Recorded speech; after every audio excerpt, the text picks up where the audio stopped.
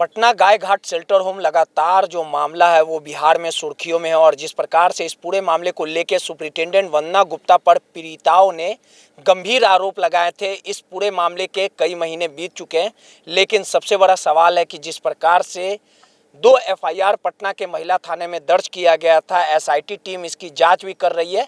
अगर कोर्ट स्वतः संज्ञान नहीं लेती तो इस मामले की लीपापोती कर दी जाती। हमारे साथ पीड़िता की जो वकील हैं मीनू जी हमारे साथ हैं और कल हाईकोर्ट में इस पूरे मामले को लेके सुनवाई की जाएगी। लेकिन जिस प्रकार से वंदना गुप्ता के जो कारनामे हैं, जो कलंक कथा है, वो लगातार सामने आए थे और जो पीड़िता जो है लगातार 2 से 3 पीड़िताओं ने जो गंभीर आरोप लगाए वो कहीं ना कहीं काफ़ी बड़ा मामला कहा जा सकता है। और कल जब सुनवाई होगी, तमाम जो पीड़िता की वकील है मीनू जी ने कहा था कि जो भी तथ्य रहेंगे वो जज साहब के सामने प्रस्तुत किया जाएगा और किस प्रकार से कल सुनवाई के दौरान क्या क्या बातों को रखने का काम करेगी, तमाम मुद्दों पे बात करेंगे और क्या कुछ अभी तक जो इस केस से जुड़ी हुई तमाम जो आधार हैं, सबूतें हैं, क्या कुछ बताने का काम करेंगे। मैडम, कल सुनवाई है, क्या क्या बातों को आप रखने का काम करिएगा और जिस प्रकार से पूरा जो मामला है पटना शेल्टर होम का, अभी तक देखा जाए तो वंदना गुप्ता पे कार्रवाई नहीं हुई है। एसआईटी इस पूरे मामले की जांच कर रही है। अब क्या जांच कर रही है वो तो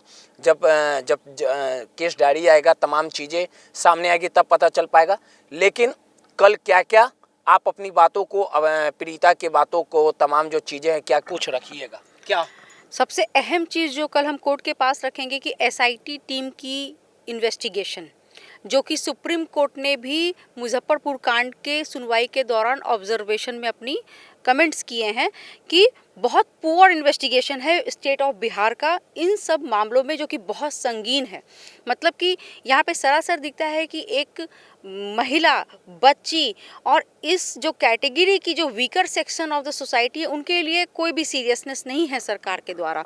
तो हम इसको कानूनी पॉइंट्स के साथ इसको रखने वाले हैं कि इन्वेस्टिगेशन इतनी पुअर है। और अभी भी आप देखेंगे कि जिस तरीके से जो सीरियसनेस दिखाई जा रही है एसआईटी टीम की, उनकी बस रुझान करप्ट ऑफिसर्स को बचाने के लिए, और क्यों ना हो जब उनके एसआईटी टीम में ही करप्ट ऑफिसर्स हैं, जिसका नाम कल हम कोर्ट के सामने खोलेंगे और विथ प्रूफ खोलेंगे कि जो भी केसेस जो उन्होंने इन्वेस्टिगेट किया है, इतना पुअर इन्वेस्टिगेशंस है, उसमें कोर्ट द्वारा वार्निंग दी गई है उन ऑफिसर्स को।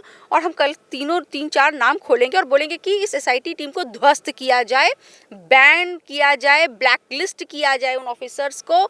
और जो भी कहते हैं कि जो डीएम हैं, प्रिंसिपल सेक्रेटरी हैं, उनके बर्खास्तगी की मांग रखी जाएगी कोर्ट के समक्ष। और ये भी कहा जाएगा कि गिरफ्तारी जो अभी तक नहीं हुई है, उनको जो पूरी तरीके से छूट दी गई है साक्ष्यों के साथ छेड़छाड़ करने के लिए, उनको जो पूरी तरीके से कहते हैं कि एकदम बिल्कुल छोड़ दिया गया है कि वो चीज पहले क्लियर कर दीजिए। जो भी एसआईटी टीम में जो लोग हैं, जो आप बात कर रही हैं, महिला पुलिसकर्मी हो या पुरुष पुलिसकर्मी है, उन पे किस आधार पे आप कह रही हैं कि हाँ ये लोग पहले भी इस तरह के केसों को कहीं ना कहीं अच्छे से जांच नहीं किए हैं, सवालों के घेरे में उनका काम रहा है? किस तरह का केस ये लोग? देखिए, जब आप किसी केस का सुनवाई चलती है तो जब ट्रायल चलता है, जिसे ट्रायल बोलते हैं, ट्रायल कोर्ट में आईओ होते हैं, वन ऑफ द गवाह होते हैं, उनको बुलाया जाता है। उनको बोला जाता है कि आपके तरफ से क्या क्या दस्तावेज पेश किए गए हैं एक्यूज्ड के विरुद्ध। तो इन सारे मामलों, जो कि 376 का मामला रहा है, पॉस्को एक्ट्स का मामला रहा है, जिसमें कि रेप है धाराएं हैं, उसमें इन लोगों ने किसी में इंजरी रिपोर्ट ही गायब कर दी, किसी में आपका मेडिकल ही नहीं आया, किसी में गवाही नहीं हुई।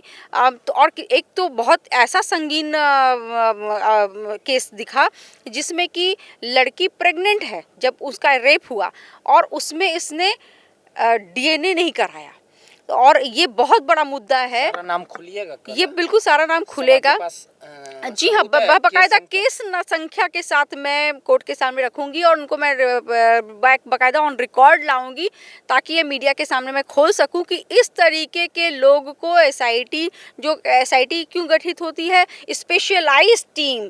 तो ये स्पेशलाइज्ड टीम बनाई है, मतलब कि कितना रफली बना दिया गया है, एकदम आराम से जैसे तैसे जिनको है मर दो। गिरफ्तारी पे बात करें। जी हाँ, गिरफ्तारी पे, कि गिरफ्तारी नहीं हुई है अभी तक और वो उनको साक्ष्य के साथ खेलने के लिए एकदम छोड़ दिया गया है कि आप मतलब कि सरासर दिख रहा है कि किस तरीके से उनको बचाया जा रहा है, अपनी कार्यशैली को दिखाई जा रही है कि हमारा बहुत साक एंड पाक है सारा सिस्टम। एक चीज, दोनों जो एफआईआर हुआ है वंदना गुप्ता पे, कौन कौन धाराएं लगाई गई है, और ये जो धाराएं हैं इस धाराओं में क्या कहा जाता है कि मतलब तुरंत गिरफ्तारी होना चाहिए? बिल्कुल तत्कालीन प्राइमा फेसी केस, जब इसमें 164 स्टेटमेंट हो गया, मेडिकल हो गया, मेडिकल पक्ष में है, सारा कुछ है, इवन बेल नहीं दे रही है लोअर कोर्ट। बेल में उनका साफ साफ कमेंट रहा है। अच्छा, बेल के लिए अप्लाई की है? जी हाँ, एंटीसिपेटरी बेल, अग्रिम जमानत, उनकी सुनवाई दो सुनवाई हो चुकी है। कोर्ट ने सरासर केस डायरी की मांग कर दी और बोल दिया कि हम इस कोर्ट में वो बिल्कुल।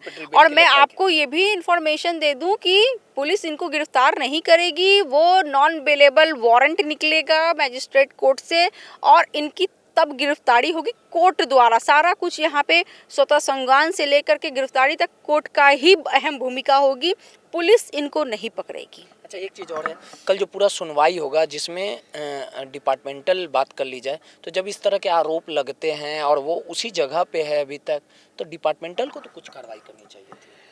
बिल्कुल करनी चाहिए थी, लेकिन ये तो पूरी तरीके से अपने ऑफिसर को बचाने की एक मुहिम छेड़ रखी है पूरी सिस्टम ने, पूरे डिपार्टमेंट ने, तो ऑब्वियसली बात है वो लोग नहीं करेंगे, कोर्ट द्वारा ही होगा। अच्छा, एंटीसिपेटरी बेल के लिए जो हेयरिंग वो अप्लाई की थी, तो उसमें जज साहब ने क्या कहा है कि केस डायरी दिया जाए?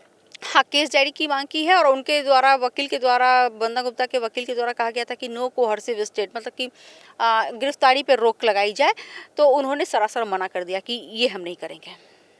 ये सरासर अपने आप इंडिकेशन है कि वो गिरफ्तारी की मांग कर रहे हैं पुलिस से कि दोनों कोर्ट में, दोनों मामलों में वो। जी हाँ, जी हाँ, एंटीसिपेटरी बेल, जी हाँ, केस डायरी होगा उसके बाद आगे। जी हाँ, जी हाँ, इधर सुनवाई को लेके आप लोग तैयार हैं? बिल्कुल बिल्कुल बिल्कुल, पूरे जोर और शोर से। और हम कल जज साहब के सामने बात रखिएगा, एसआईटी की बातों को तो बताइएगा, गिरफ्तारी नहीं हुआ ये बात बताइएगा, और क्या मतलब कि इनको बर्खास्त किया जाए, और कौन बातें रखिएगा उसके बाद क्या?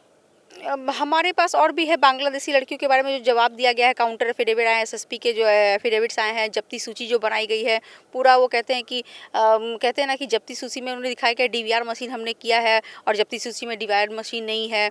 बहुत तरीके की टूटियाँ हैं जिसको हम पॉइंट बाय पॉइंट जज के सामने रखेंगे और proper adjudication of the case होगा। उसके बाद एक हम लोग वेट कर रहे हैं कल का। कोर्ट के आदेश के बाद ही आपको लगता है गिरफ्तारी होगी?